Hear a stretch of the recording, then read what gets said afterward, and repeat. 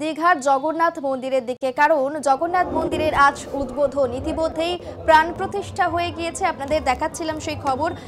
11টা থেকে 11:30টার মধ্যে 20 মিনিটের মধ্যে প্রাণ প্রতিষ্ঠার কথা ছিল এবং সেই সময়ের মধ্যে প্রাণ প্রতিষ্ঠা করা হয় জগন্নাথ মন্দিরে। তারপরেই জগন্নাথ দেবকে স্নান এবং বস্ত্র পরিধানের যে প্রক্রিয়া ছিল সেই প্রক্রিয়াও শুরু হওয়ার কথা ছিল এবং তারপরেই মুখ্যমন্ত্রী মমতা বন্দ্যোপাধ্যায়ের হাতে জগন্নাথ মন্দিরের উদ্বোধন, দ্বারোদ্ঘাটন করবেন মমতা বন্দ্যোপাধ্যায়। আর এরপরেই সাধারণ মানুষের জন্য, সর্বসাধারণের জন্য এই মন্দিরের দরজা খুলে যাবে।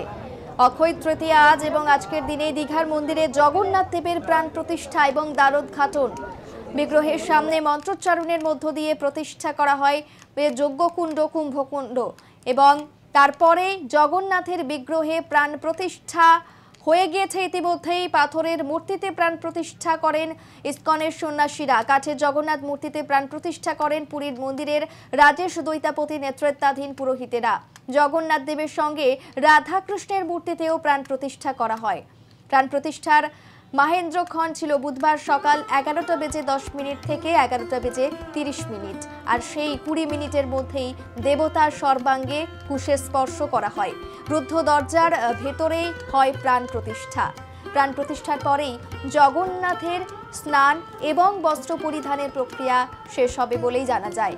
তারপরেই 56 ভোগ অর্পণ করা হবে জগন্নাথের উদ্দেশ্যে।